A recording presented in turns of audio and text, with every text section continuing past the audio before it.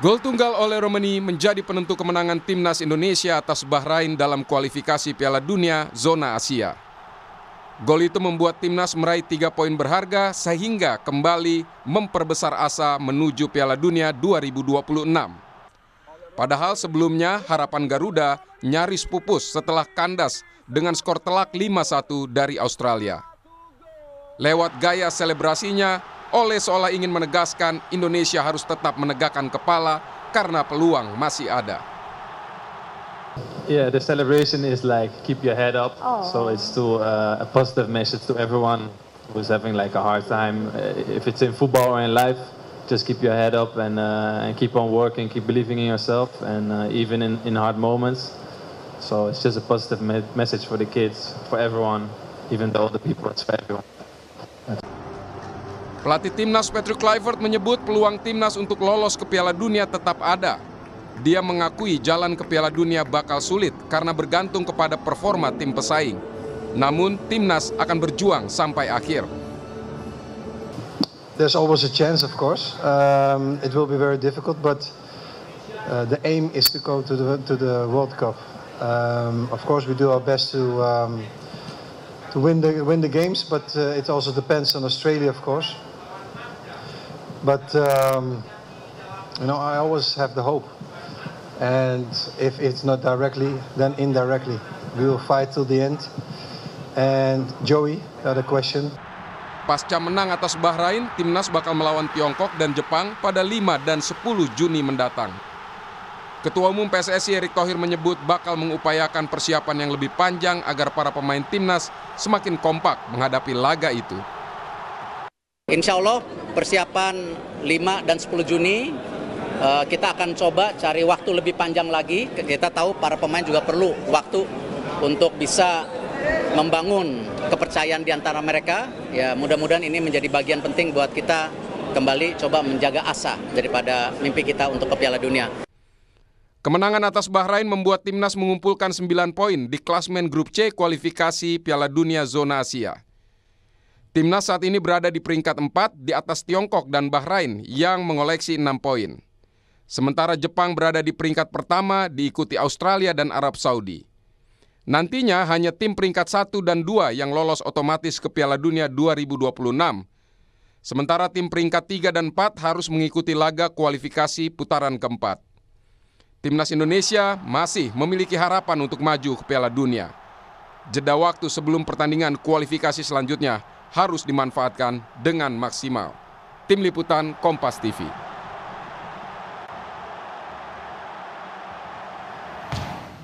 Masih ada 2 pertandingan sisa di kualifikasi Piala Dunia Zona Asia.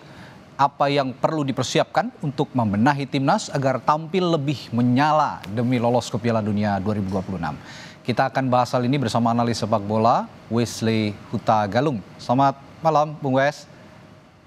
Selamat malam, Radit. Iya, Bung Wes, ini kita boleh berbangga sedikit memang ya. Kita bisa menang 1-0 kemarin lawan Bahrain. Tapi ini tidak luput dari kritikan juga dari beberapa analis sepak bola, termasuk Anda mungkin.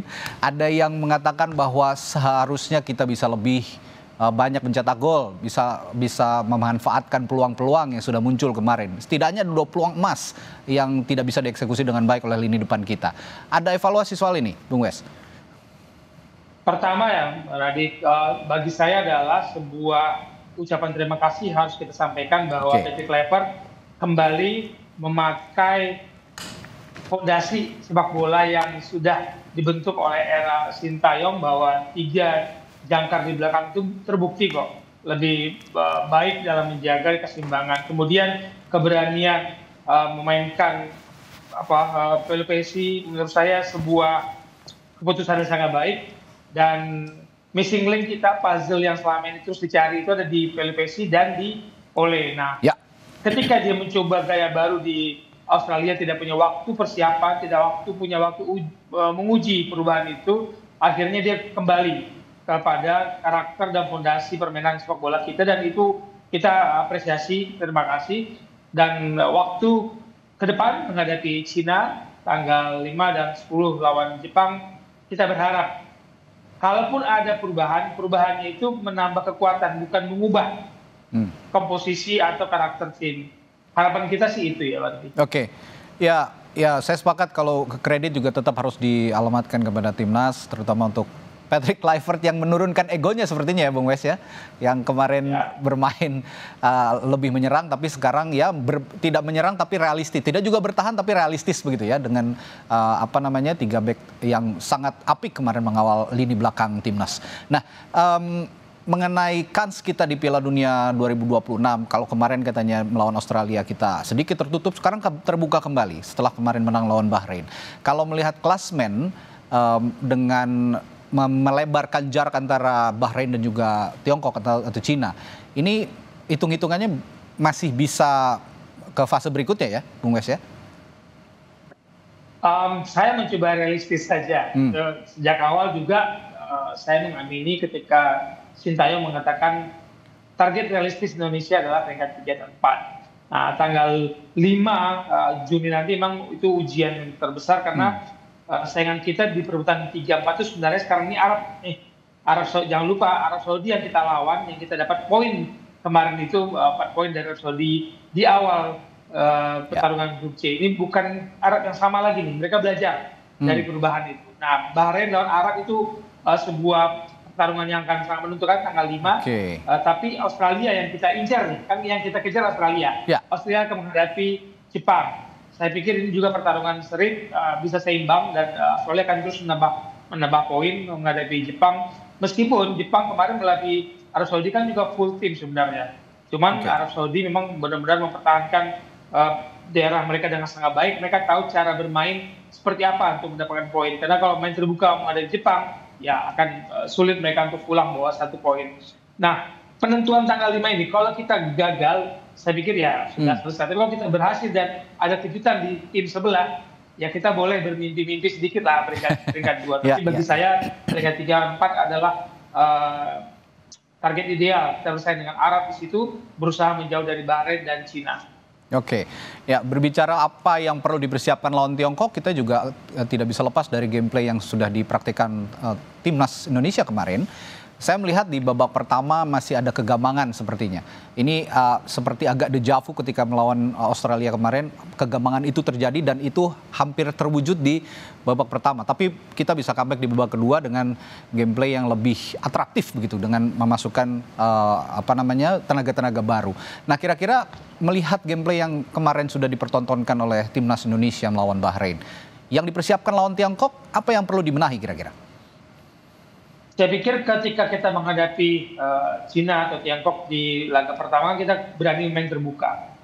Dan kita anggap Cina yang terseok-seok sebelum menghadapi kita itu bisa kita tundukkan ketika kita mengubah game plan, kita mengubah gaya bermain karakter tim ini. Dan dari compact defense di belakang, lalu melakukan serangan counter attack, dan jarang sekali kita menyerang tuh dari tengah tuh tadi. Hampir semua kita menyerang tuh dari pinggir kiri dan kanan. Nah, kemarin kita menghadapi Australia, kita mencoba bermain open dari awal dan kita menyerang secara terbuka, sporadis di semua area permainan. Dan itu memang menjadi santapan bagi Australia. Menghadapi Cina, saya pikir kita balik lagi compact defense lagi, kuat dulu di belakang, pancing tahanan lawan agak ke depan, maju ke sepertiga lapangan, dan kita bermain dengan kecepatan operan kita yang kemarin akurat. Rizky Ridho punya operan juga akurat. Jangan lupa Jaid Ses punya operan akurat. Tom Haye dikawal oleh PLPC bisa memainkan akurat. Ini yang menjadi kekuatan kita. Jangan diubah dulu, jangan diganti. Benar kata orang, katanya don't change the winning team. Tapi jangan sampai the winning team ini terbaca oleh lawan. Jadi di sini kita menunggu variasi taktik dari Patrick Kluivert. Kreasi-kreasi yang ditunggu juga dari Kluivert. Saya sepakat bahwa kemarin Joy Pelupesi menjadi game changer sepertinya di game melawan Bahrain, dan 3 center back kita ini luar biasa Spartan, luar biasa hebat begitu ya, mengawali di belakang berkali-kali melakukan penyelamatan gemilang.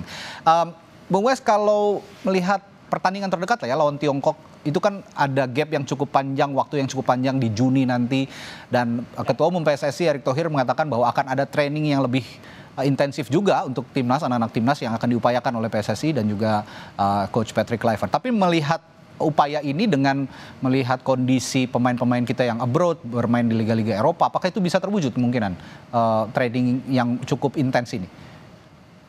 Ya, saya senang ini menjadi sorotan bagi kita ya. Jadi jangan anggap kita bermain home itu gampang seperti kita melihat tim dari Liga 1 semua main Indonesia.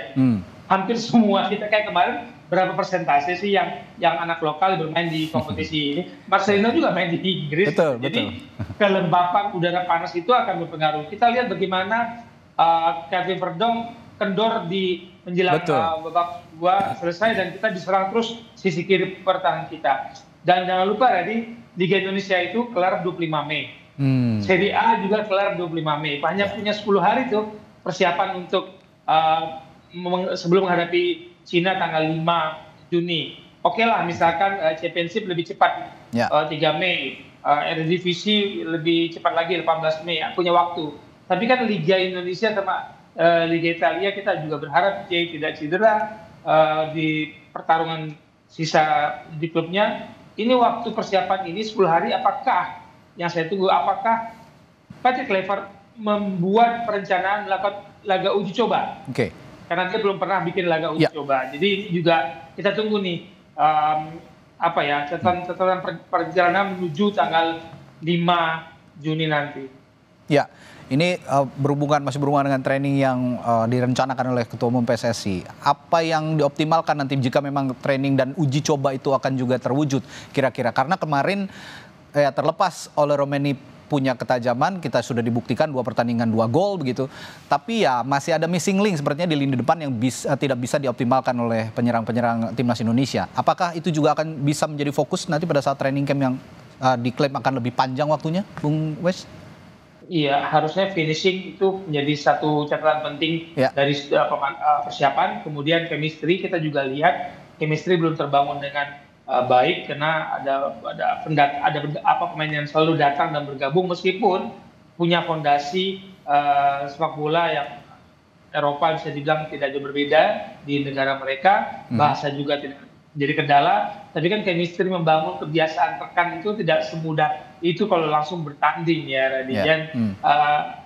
Finishing tadi saya katakan kita harus juga menyoroti beberapa pemain yang mengalami kendala dalam fisik untuk bermain speed yang diinginkan oleh Patrick Kluivert. Ragnar akan kewalahan dengan main panas seperti kondisi di Jakarta. Tom Haye juga kelihatan, Verdonk kelihatan. Jadi memang selain membangun chemistry juga adaptasi itu memang kalau bisa buru-buru deh datang ke Jakarta adaptasi dengan cuaca di sini.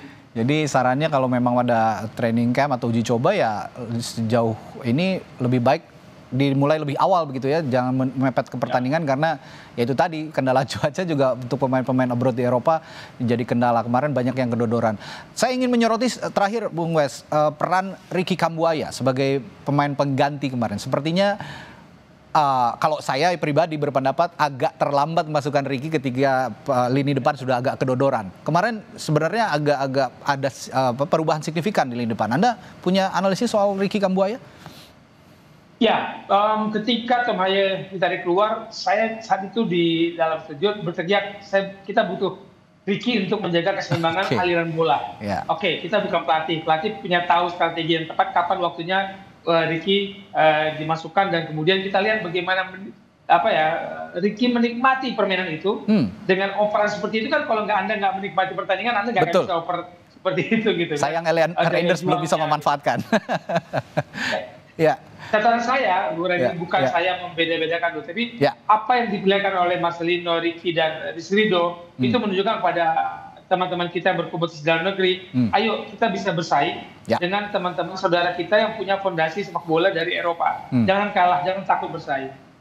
Jangan kalah, jangan takut bersaing dan nanti ketika pertandingan lawan Cina bukan tidak mungkin justru yang menjadi tulang punggung utama timnas adalah pemain-pemain yang berada di liga-liga Indonesia gitu ya Bung Wes, karena mereka sudah setiap hari berkomunikasi, berkoordinasi dan mungkin berlatihan juga bersama. Baik, terima kasih Bung Wesley Hutagalung telah berbagi perspektifnya di Sapa Indonesia Malam. Sampai jumpa lagi Bung. Thank you, terima kasih.